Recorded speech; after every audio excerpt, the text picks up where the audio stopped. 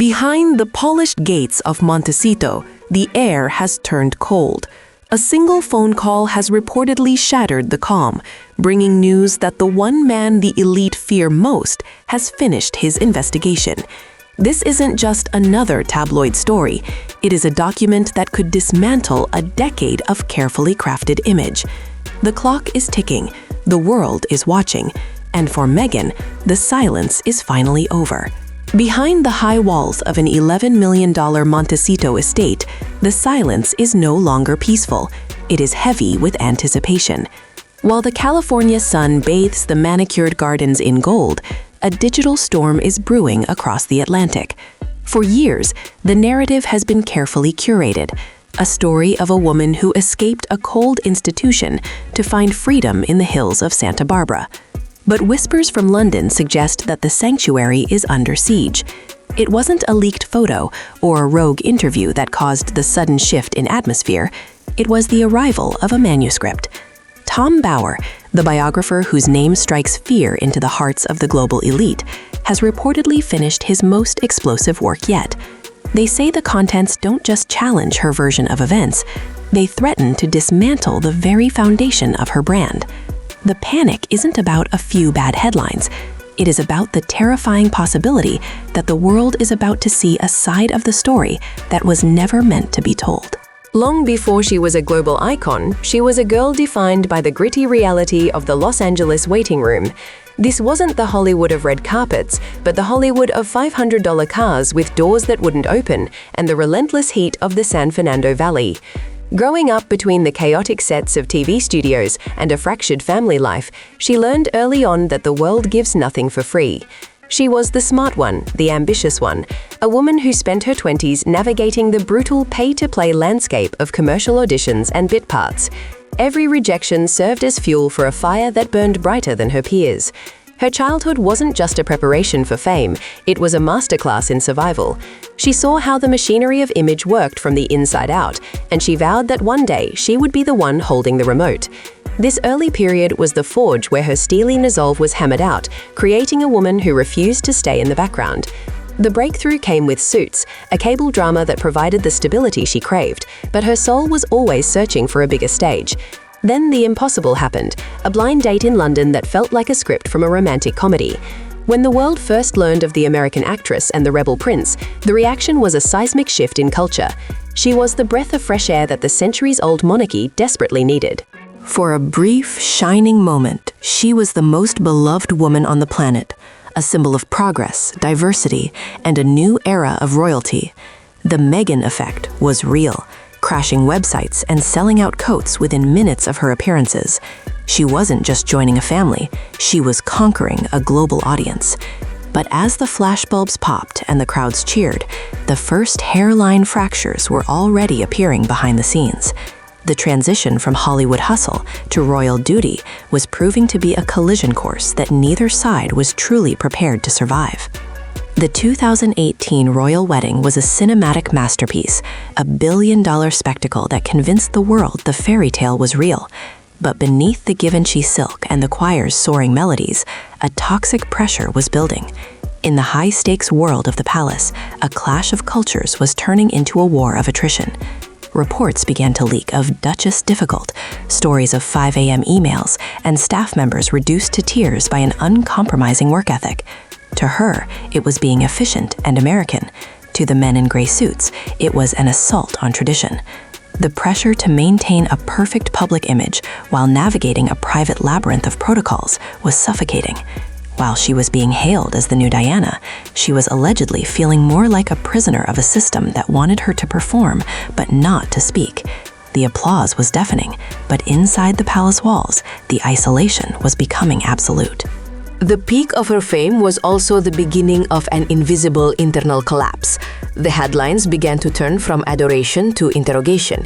It started with small things: a private jet journey that contradicted environmental advocacy, a rift with her father that played out in the tabloids, and the persistent rumors of a Cold War with Kate Middleton. The public was seeing the first hints of controversy, but the real trouble was brewing in the legal letters and the behind-the-scenes PR battles. Whispers of a systematic exit plan began to circulate among the London elite. Relationship cracks weren't just about her husband. They were about her relationship with the very idea of British royalty. The tension was palpable during public appearances, where a forced smile often masked what appeared to be simmering resentment. This was the era of the warning signs, where the glamorous facade was being chipped away by a relentless press corps that had decided the honeymoon was over. The narrative was slipping out of her control, and the counterattack was being planned in secret. And then the world stopped spinning. In a move that became known as Megxit, the couple announced they were stepping back from the royal duties, effectively resigning from the firm. The fallout was spectacular. What followed was a media frenzy unlike anything seen since the death of Princess Diana. The public scandal wasn't just about leaving. It was about the perceived betrayal of the Queen and the traditions of the Commonwealth. The Oprah interview was the nuclear option, a staggering moment of television where accusations of racism and mental health neglect were laid bare. While many saw it as a brave liberation, a large portion of the audience saw a calculated strike against a family that couldn't fight back. The emotional breakdown was now public property. The transition to California wasn't the clean break they had hoped for. It was the start of a multi-year war of words that left the public exhausted and the Sussex Brown standing on increasingly shaky, polarized ground. As 2025 progressed, the Sussex fatigue became a documented phenomenon. The multi-million-dollar deals with Spotify and Netflix began to dry up or face public criticism for a lack of productivity. The couple, once inseparable, began making more solo appearances, leading to frantic speculation about their personal and professional unity. In the silence of Montecito, the distance from the royal family felt like an unbridgeable chasm. The distorted media narratives, some painting her as a victim, others as a villain, created a hall of mirrors where the real Meghan was hard to find. This was a period of strategic quiet, but it didn't feel like peace, it felt like a retreat. The fans were left wondering, what happens when the truth has been told, but the audience has moved on? The struggle to remain relevant without the royal connection became the new, exhausting reality. They had escaped the cage, but they were finding that the outside world was just as unforgiving, only with fewer protectors. But just as the dust seemed to settle, the Bower bomb was announced. Tom Bower, the biographer famous for his scorched earth research, has spent years digging into the gaps of the Sussex narrative. The twist that has reportedly sent Meghan into a panic is the revelation of documented evidence that contradicts her most famous claims.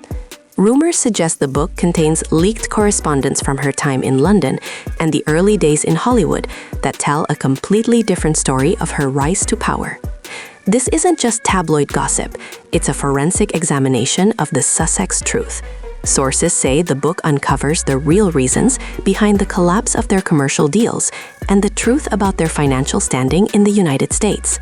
For a woman whose power lies in her narrative, a book that proves a different reality is the ultimate threat. The redemption of her image hangs in the balance as the public waits to see if this is the final blow to her credibility. From the ashes of the Megxit era, a new version of Meghan is being forged for 2026. This isn't about being a royal or even an actress. It's about becoming a global lifestyle mogul and a political influencer.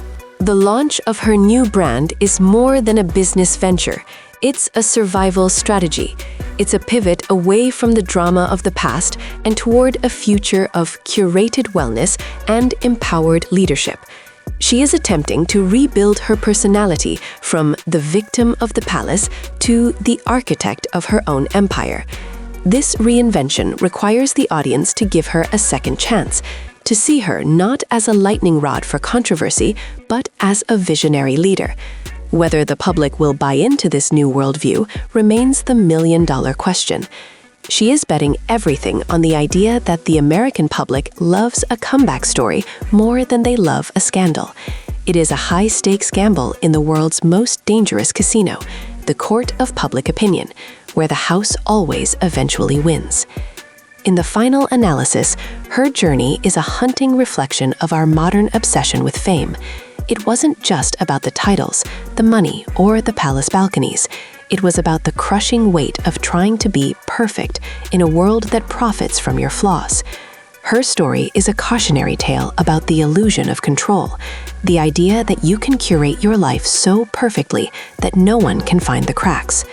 Behind the panic and the bombshells is a human being who sought a voice, but found a megaphone that she couldn't turn off. The universal theme here is survival. How do you keep your soul intact when your identity has become a global commodity? As we wait for the next chapter to be written, the lesson is clear. Fame isn't something you achieve, it's something you survive.